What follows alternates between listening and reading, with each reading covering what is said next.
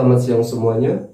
Sebelum kita mulai, marilah kita berdoa menurut ajaran dan kepercayaan kita masing-masing. Berdoa dimulai. Selesai.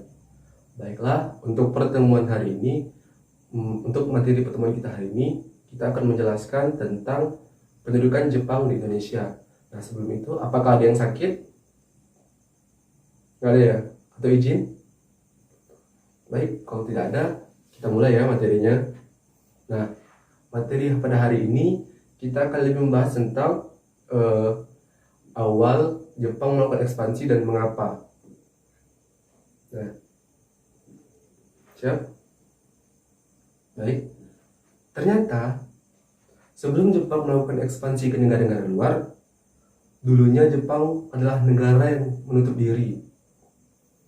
Ya, pada tahun 1639 Jepang pernah melakukan kebijakan luar negeri, yaitu kebijakan untuk isolasi diri, isolasi negaranya.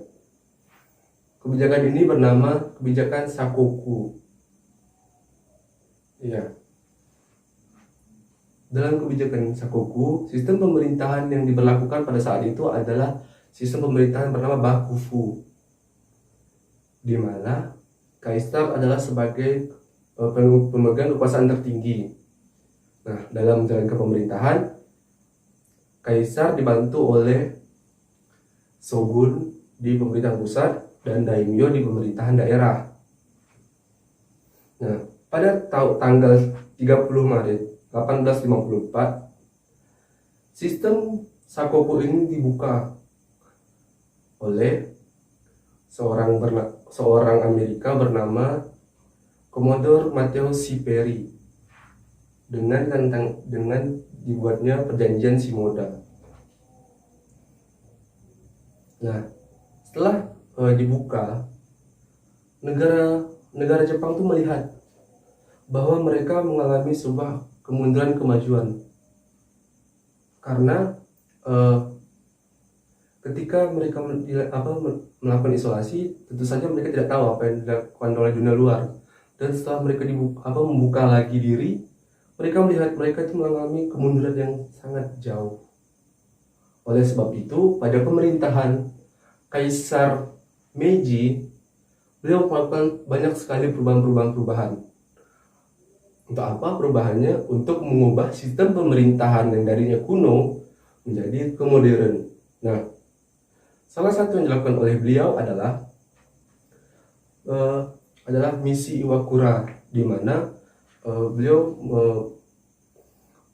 misi untuk belajar ke luar negeri. Jadi beliau menyuruh orang Jepang untuk pergi ke luar daerah Jepang untuk belajar teknologi-teknologi yang ada di negara luar dan dibawa kembali ke Jepang untuk dikembangkan lagi. Seperti itu. Nah, untuk mencapai dari pemerintahan ke kuno ke modern, tentu saja banyak sekali perubahan-perubahan yang akan tercipta. Nah, dari situ tentu saja membutuhkan dana yang sangat besar. Benar? Nah, dari mana dapat dana itu? Ya, Jepang melakukan membuat sebuah gebrakan, yaitu membuat industri. Nah, dari mana bahan-bahannya? Nah, inilah awal pertama kali Jepang melakukan ekspansi ke negara-negara luar. Jadi, Jepang melakukan ekspansi ke negara-negara luar itu tujuan utamanya adalah mencari sumber daya untuk kemudian diolah dan dipasarkan lagi. Seperti itu. Nah, sehingga menyebabkan Jepang tuh pergi mengekspansi negara-negara luar seperti Cina dan Korea. Nah, pada tahun 1940, tanggal 27 September, Jepang, Italia, dan Jerman menandatangani sebuah perjanjian, yaitu perjanjian tripartit. Nah, disitulah terjadi Jepang masuk ke dalam kelompok Jerman. Nah, melihat hal itu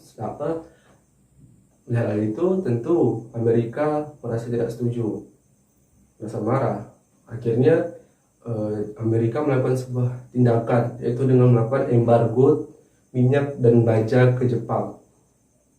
sehingga Jepang mengalami krisis minyak dan menyebabkan Jepang harus mencari sumber minyak lain di sekitaran Asia Pasifik.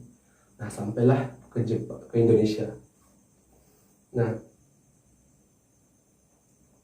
untuk membalas itu, pada tanggal 7 Desember 1941, Jepang mengebom Bandara Angkatan Laut milik Amerika Serikat di Pearl Harbor. Nah, pada tanggal 11 Januari 1942 itu Jepang pertama kali masuk ke Indonesia. Di mana? Ada yang tahu? Ada yang tahu di mana pertama kali Jepang datang ke Indonesia? Ya, benar. Jepang pertama kali datang ke Indonesia dan menjejakkan kakinya itu di Tarakan, Kalimantan Timur pada tanggal 11 Januari 1942. Nah, di bulan yang sama Jepang juga menguasai Sulawesi dan Pontianak. Nah, tak selang berapa lama akhirnya perjanjian antara Belanda dan Jepang pun dibuat pada tanggal 8 Maret 1942. Perjanjiannya bernama Perjanjian Kalijati. Seperti itu. Baik, apa ada yang ingin bertanya? Nggak ada ya? Kalau nggak ada, biarkan saya yang bertanya ya. Baik, pertanyaan pertama. Apa nama sistem politik di Jepang pada masa kebijakan Sakoku? Apakah ada yang tahu? Ya, Yopi. Ya, benar sekali. Nama sistem pemerintahannya bernama Bakufu. Ya, benar. Yang kedua, apa nama misi yang dilakukan pada masa Kaisar Meiji? Apakah ada yang tahu? Ya, silakan Tri. Benar sekali. Misi yang dilakukan pada masa Kaisar Meiji adalah sistem Iwakura, dan tadi telah saya jelaskan ya. Baik. Apakah mau lagi? Apakah ada mau lagi? Tak ada ya? Baiklah, karena waktu sudah menunjukkan hampir selesai, saya akan memberikan kalian tugas untuk minggu depan. Kita akan bahas ya. Tugasnya adalah kalian cari isi perjanjian Shimoda dan isi perjanjian dari Kalijati. Minggu depan akan kita bahas bersama. Oke? Apakah ada yang ingin ditanyakan terkait dengan tugas? Nggak ada ya? Kalau nggak ada, silahkan kalian kemaskan bukunya. Bentar lagi kita akan pulang.